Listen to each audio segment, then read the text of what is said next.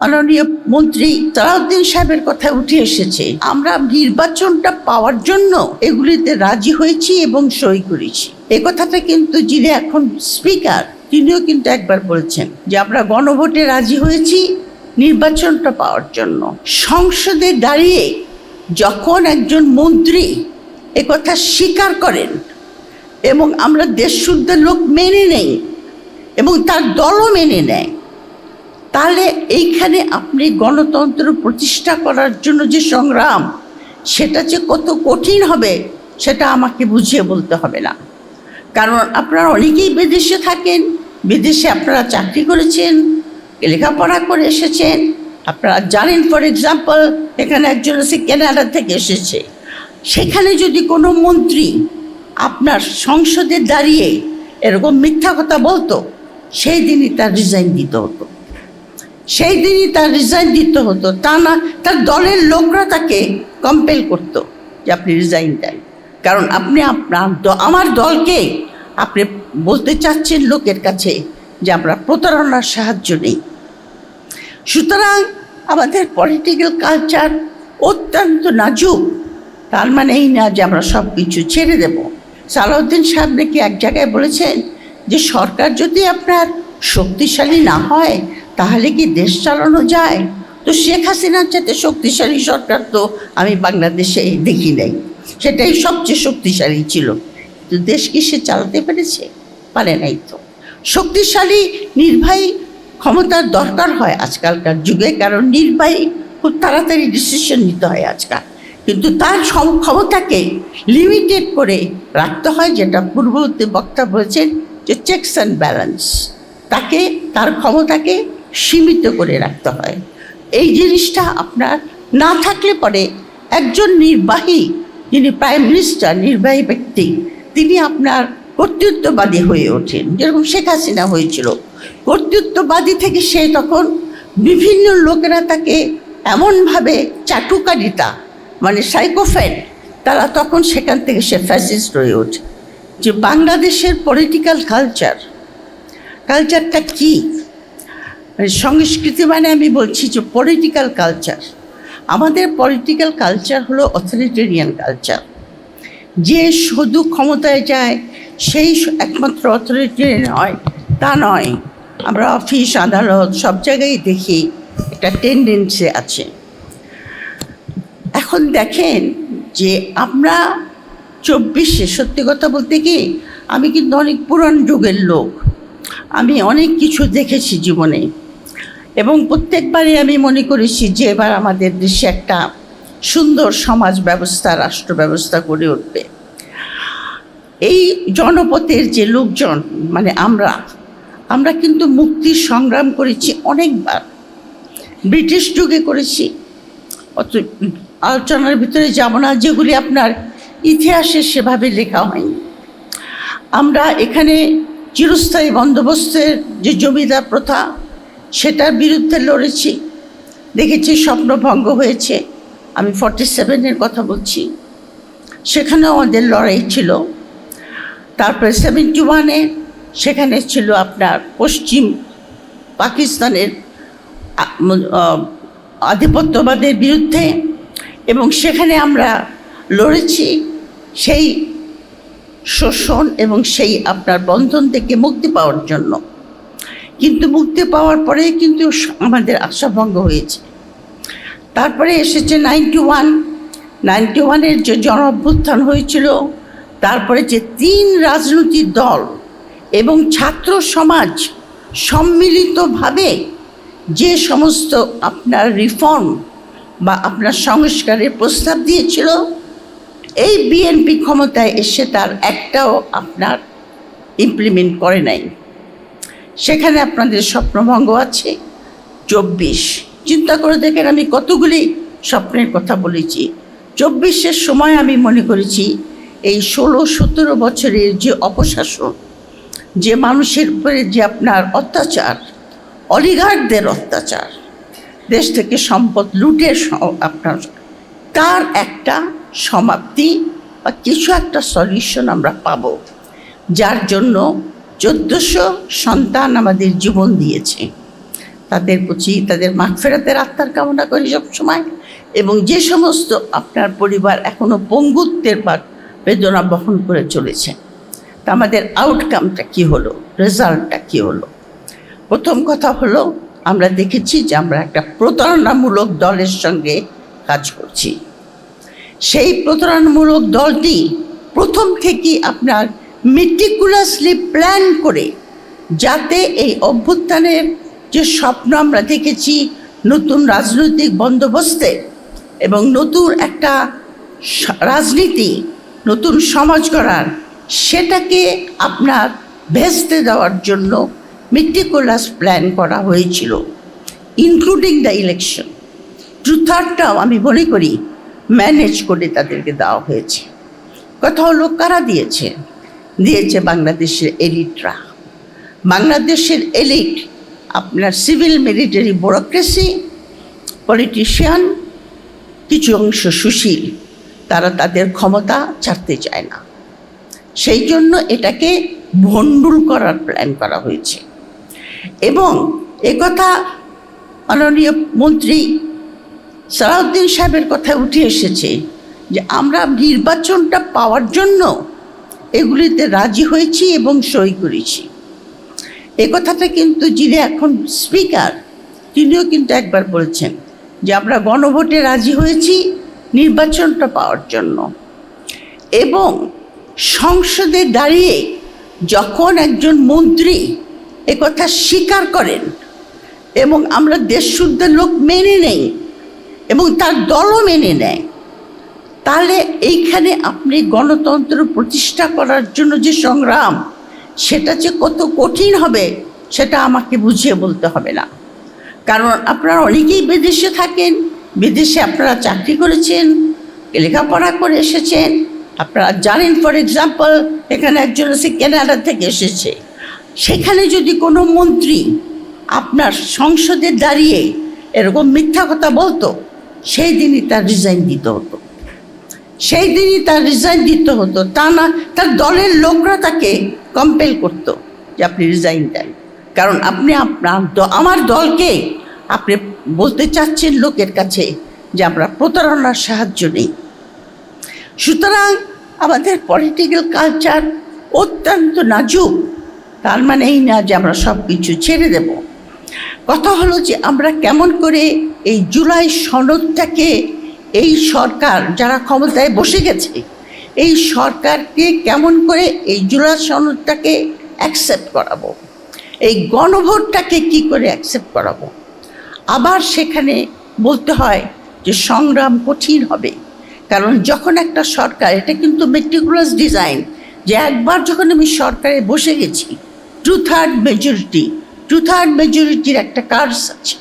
তার মানে তারা যা খুশি তাই করতে পারে, তারা সংবিধানকে বদলে দিতে পারে। তাদের কোনো আইন, কোনো কানুন পাশ করার জন্য বিরোধী দলের কোনো মতামতের প্রয়োজন হয় না। বিরোধী দল একমাত্র ওয়াকআউট করতে পারে। ওয়াকআউট করলে পরে কিন্তু তারা সিদ্ধান্ত যেটা তারা নেবে সেটা তারা নিতে পারে। সুতরাং এই 2/3 মেজরিটির কার্স কিন্তু আমরা 2001-এও দেখেছি। 2001-এ যখন বিএনপি জামাত ক্ষমতায় ছিল, তখনও কিন্তু 2/3 মেজরিটি ছিল। এবং আমরা জানি যে ওখানে অনেকগুলি অনিয়ম করে সরকারকে চালানো হয়েছিল, ইনক্লুডিং আপনার কেয়ারটেকার গভর্নমেন্টকে কেমন করে আপনার ম্যানিপুলেট করা যায় সেই চেষ্টা করা হয়েছিল। তারপরে আমরা 2/3 মেজরিটি দেখেছি শেখ হাসিনার আমলে। শেখ হাসিনার আমলের 2/3 মেজরিটিকে আমি বলবো তার সঙ্গে তার হাতে সমস্ত পার্লামেন্টে তার হাতে ছিল। কারণ সেখানে যে একটা অপোজিশন ছিল, যার কাজ ছিল সরকারের ক্ষমতাকে সীমিত করে রাখা, সরকারের কার্যকলাপকে ক্রিটিসিজমের মাধ্যমে লাইনে নিয়ে আসা, সেই কাজটা জাতীয় পার্টি তো করে নাই। জাতীয় পার্টি আমরা জানি যে তাকে গৃহপালিত দল বলা হতো। সুতরাং এই যে ক্ষমতা শেখ হাসিনার হাতে ছিল, এই ক্ষমতার দ্বারা শেখ হাসিনা নিজের ক্ষমতাকে আপনার কেন্দ্রীভূত করেছিল এই কারণে যে সে নিজেই শুধু ক্ষমতায় থাকবে তা নয়, তারপরে তার ছেলে থাকবে, তারপরে তার নাতিপুতি থাকবে, মানে ডাইনেস্টি।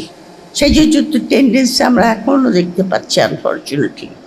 এবং শেখ হাসিনা যে কাজটা করেছিল ক্রমান্বয়ে, এবং এর উপরে আমি সিরিজ অফ আর্টিকেলও দিয়েছিলাম, সেটা হলো যে কোনো গণতন্ত্র আপনার প্রতিষ্ঠা করতে হলে, প্রাতিষ্ঠানিক রূপ দিতে হলে আপনার রাষ্ট্রের যে সমস্ত ইনস্টিটিউশন বা প্রতিষ্ঠানগুলি আছে সেগুলির প্রাতিষ্ঠানিক দরকার।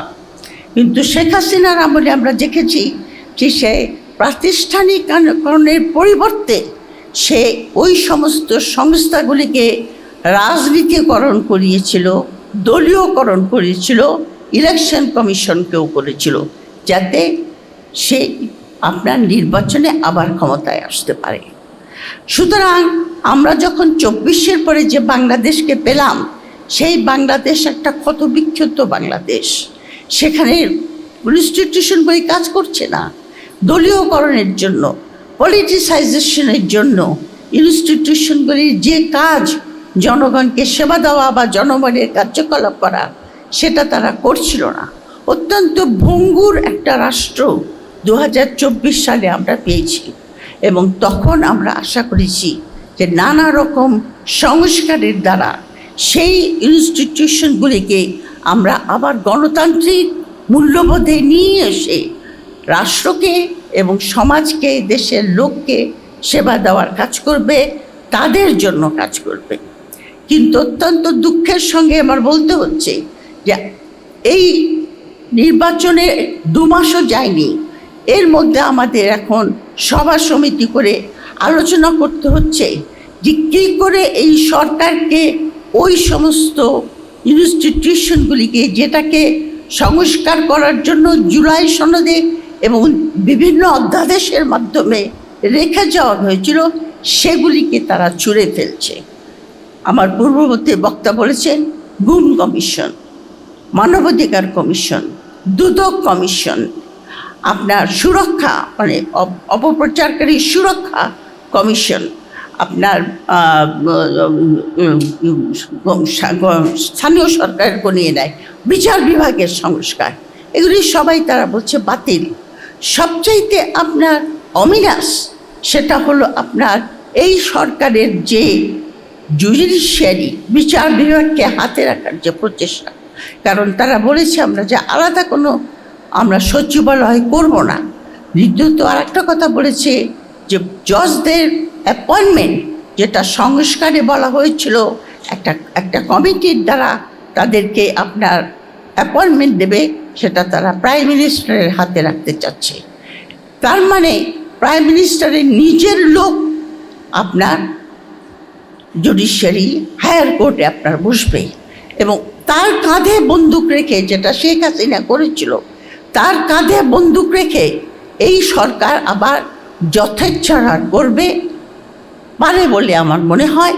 এবং তারা বলে যে এটা তো জুডিশিয়ারি করেছে, আমি তো করি নাই, যেটা শেখ হাসিনাও বলতো, এটা তো আমি কিছু করি না, এটা তো জুডিশিয়ারির রায়, জুডিশিয়ারি তো তার কথায় ওঠে আর বসে। সুতরাং জুডিশিয়ারির রায় আর তার ইচ্ছা এক হয়ে গেছিল। এটা আমি মনে করি অত্যন্ত একটা ভয়াবহ রেজাল্ট আমাদের আনতে পারে। এছাড়া যে সমস্ত সাংবিধানিক প্রতিষ্ঠান যেগুলি আমাদের গণতন্ত্রকে আপনার সুরক্ষা এবং কার্যকরী করতে পারত, সেই সমস্ত সংস্কার নিয়োগগুলি পর্যন্ত প্রাইম মিনিস্টারের হাতে দেওয়া হয়েছে, এখন দিতে চাচ্ছে আর কি। কারণ সংস্কারে বলা হয়েছিল এই সমস্ত প্রাতিষ্ঠানিক সাংবিধানিক প্রতিষ্ঠান, দুদক, মানবাধিকার কমিশন, এটসেট্রা এটসেট্রা, এগুলির নিয়োগ হবে আপনার একটা দ্বারা, কমিটির দ্বারা। এবং এই প্রস্তাবও ছিল, যেটা খুবই সুন্দর, যে একটা কনস্টিটিউশনাল কাউন্সিল গঠিত হবে। ওটার মধ্যে আপনার প্রধানমন্ত্রী থাকবে, অপোজিশনের লিডার থাকবে, প্রেসিডেন্ট থাকবেন, এবং সিনিয়র জাজ থাকবেন, ডিপেন্ডিং আপন কোন প্রতিষ্ঠানের কথা বলছি আমরা, এবং তারা এই নিয়োগগুলি দেবেন। মানে একটা স্বাধীন জুডিশিয়ারি এবং স্বাধীন প্রতিষ্ঠান আমরা গড়ব, যারা আপনার নির্বাহীর, আপনার ক্ষমতার বাইরে থেকে কাজ করতে পারবে। নির্বাহীর নিশ্চয়ই ক্ষমতা থাকবে। সালাউদ্দিন সাহেব নাকি এক জায়গায় বলেছেন যে সরকার যদি আপনার শক্তিশালী না হয়, তাহলে কি দেশ চালানো যায়? তো শেখ হাসিনার চাইতে শক্তিশালী সরকার তো আমি বাংলাদেশে দেখি নাই, সেটাই সবচেয়ে শক্তিশালী ছিল। তো দেশ কি সে চালাতে পেরেছে? পারে নাই। তো শক্তিশালী নির্বাহী ক্ষমতার দরকার হয় আজকালকার যুগে, কারণ নির্বাহী খুব তাড়াতাড়ি ডিসিশন নিতে হয় আজকাল, কিন্তু তার ক্ষমতাকে লিমিটেড করে রাখতে হয়, যেটা পূর্ববর্তী বক্তা বলেছেন যে চেকস অ্যান্ড ব্যালেন্স, তাকে তার ক্ষমতাকে সীমিত করে রাখতে হয়। এই জিনিসটা আপনার না থাকলে পরে একজন নির্বাহী, যিনি প্রাইম মিনিস্টার, নির্বাহী ব্যক্তি, তিনি আপনার কর্তৃত্ববাদী হয়ে ওঠেন, যেরকম শেখ হাসিনা হয়েছিল। কর্তৃত্ববাদী থেকে সে তখন বিভিন্ন লোকেরা তাকে এমনভাবে চাটুকারিতা, মানে সাইকোফ্যাট, তারা তখন সেখান থেকে সে ফ্যাসিস্ট হয়ে ওঠে। সুতরাং এই সমস্ত সংস্কার এবং জুলাই সনদ, গণভোট, এগুলি এই বিএনপির মানতে হবে। না মানলে পরে কিন্তু আমরা আবার ঠিক হাসিনার যে সরকার ছিল সেই সরকারের দিকেই আমরা ফিরে যাব। রিসেন্টলি আবার যে আপনার সিদ্ধান্তটা গ্রহণ করা হয়েছে স্থানীয় সরকারের ব্যাপারে, সেটা আরও ভয়াবহ। সেটা যদি আপনারা পড়ে থাকেন কাগজে, যে কীভাবে এই সরকার স্থানীয় সরকারকেও কুক্ষিগত করার চেষ্টা করছে। তো আমার কথা হলো যে এই যে এনসিপি যে উদ্যোগ নিয়েছে, তারা ভিতর থেকে বাইরে থেকে দুই দিক থেকে আমাদের চাপের মুখে রাখতে হবে এই সরকারকে, এবং চাপের মধ্যে রাখতে হবে, বাধ্য করতে হবে তাদেরকে জুলাই সনদকে আপনার স্বীকৃতি দান করতে, এবং তাদেরকে বাধ্য করতে হবে যে যে সমস্ত অধ্যাদেশ বাতিল করেছে তারা, সেই সমস্ত অধ্যাদেশ যেভাবে এসেছে সেভাবে তারা রাখবে। আমার যেটা মনে হচ্ছে, যদি আমরা এটা করতে না পারি, আমরা সেই পথে হাঁটছি যে পথে হাসিনা হেঁটেছিল। দেশ আমার মনে হয় ক্রমান্বয়ে ফ্যাসিস্ট রেজিমের দিকে চলে যাবে।